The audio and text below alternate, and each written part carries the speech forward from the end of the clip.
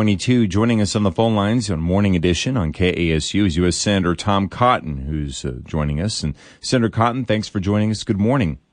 Hey, it's great to be on with you. Thank you very much for being on this morning.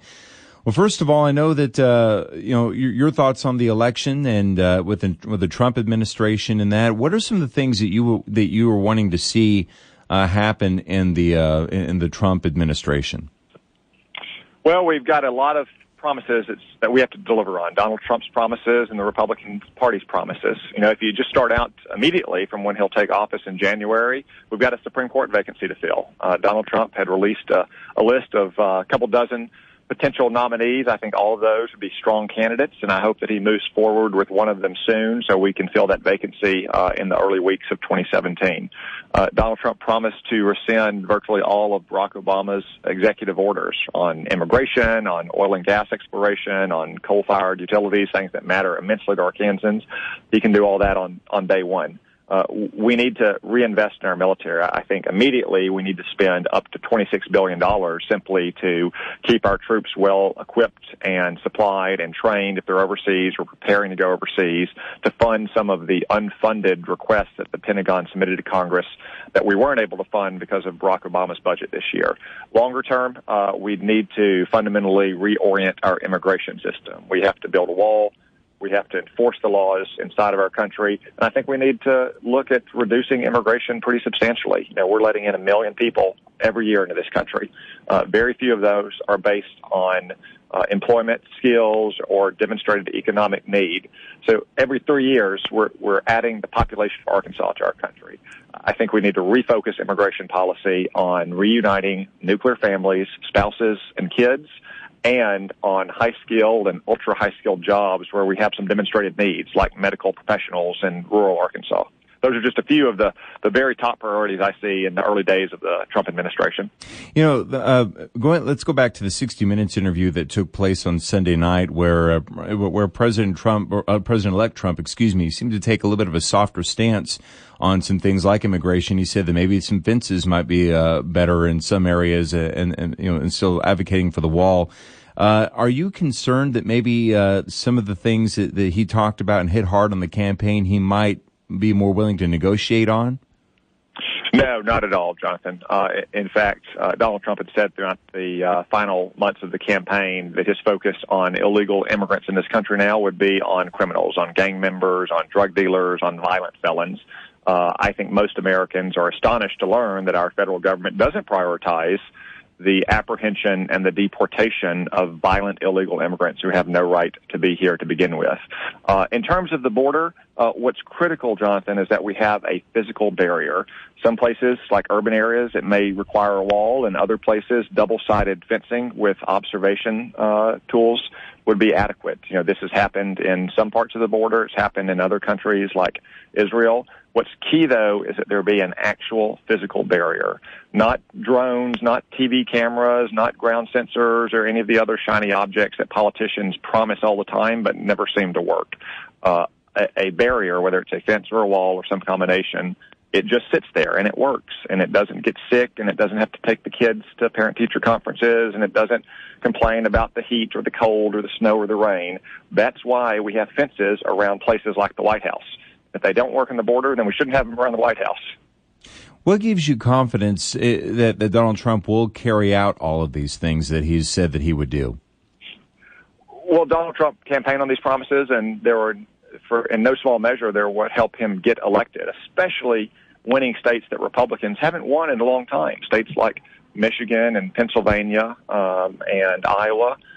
And like any elected official, he knows that the people who voted for him expect him to deliver on his promises. Fortunately, we have a Republican Congress as well that I hope will help him deliver on those promises, because we made many of the very same promises. If we don't, there's another election in just 2 years. And while things look good for Republicans right now, Jonathan, politics can turn pretty quickly. And anyone that thinks they have a permanent majority usually finds himself in the minority pretty quickly. Some people are really upset, just to be honest with you, about Trump's win, because they're afraid that he's going to go in and undo everything that President Obama did over the past 8 years in his presidency. Do you feel it's really necessary that Republicans undo everything that Obama did? Well, a lot of what President Obama did was not popular. It was not supported by elected majorities of the Congress, but it was pursued through executive action. That was the risk that President Obama took by not working with the Congress to enact his agenda. So much of that agenda from the Obama era will be overturned. I would encourage Donald Trump not to take that path, but rather to work with Congress to make his achievements more durable than they will be for President Obama. But ultimately, the voters spoke. And there's going to be change coming to Washington. The voters have wanted to change for a long time, and I hope that we're finally going to give it to them. Again, if we don't, we'll be held accountable in 2 years. There's some talk last week about the Obamacare bill and how Donald Trump said we want to continue providing coverage for people who have pre-existing conditions. I fully agree, but that's a result, Jonathan. That's not a policy.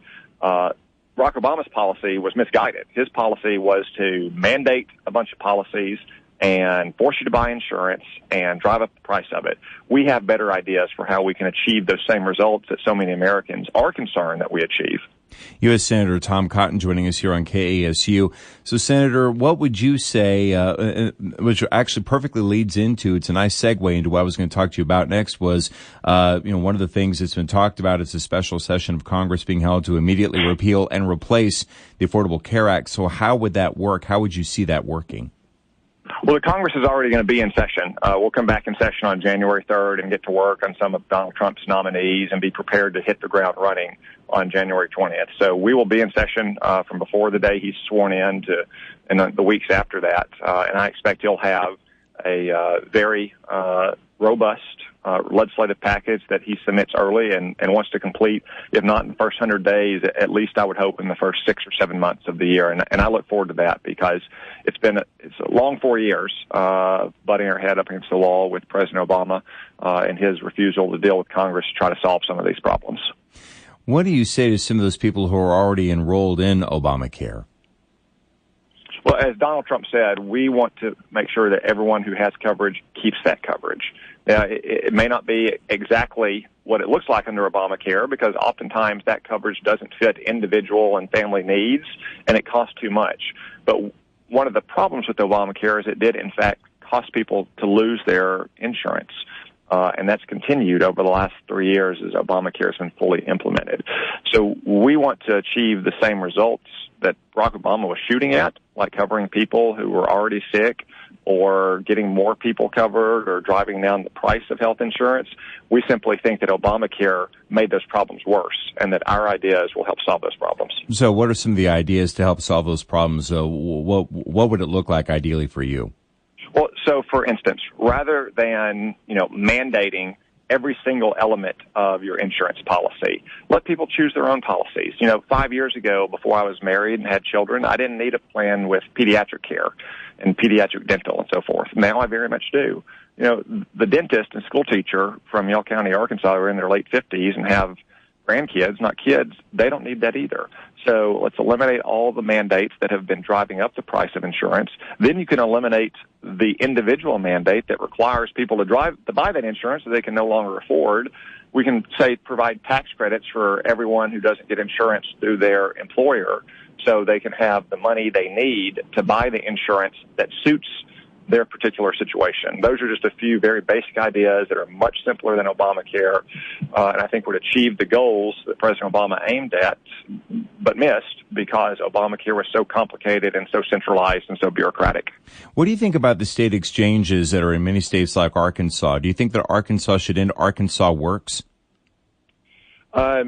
So that'll be a broader question about the Medicaid expansion of Obamacare. What I would like to see, rather than just focusing on that particular part of Obamacare, which is distinct from the insurance exchange, is that we have a broader review of Medicaid itself, because Medicaid is in many ways a broken program. It provides insurance to some people who are in really deep need, like the disabled or elderly poor and so forth. But it's been running over costs and it's been under-delivering for decades. A lot of people in Arkansas have Medicaid and they simply can't get doctor's appointments because doctors don't want to be paid such low rates. So we need to take a broader look at Medicaid, and we need to allow, governors like Governor Hutchinson, who has sought waivers and exemptions from Medicaid in the past. but been denied by an Obama administration, to relook at those in a Trump administration. We've got about 30 seconds left. Lame duck session is underway. What do you expect to come out of the lame duck session of Congress? My preference would be not much, because you have a lot of people here who are no longer accountable to the voters. And with President Trump coming in, there's a lot of change that's going to be coming. So I'd like to see us, keep the government funded, reauthorize the Iran Sanctions Act, maybe pass a few smaller bills that have been pending and just haven't been able to get on the calendar, and then move on to a new administration. U.S. Senator Tom Cotton, thank you so much for joining us this morning. We appreciate you being on here with us here at KASU. Thank you, sir. Thank you, and happy early Thanksgiving to everyone. All right, you too. Thank you.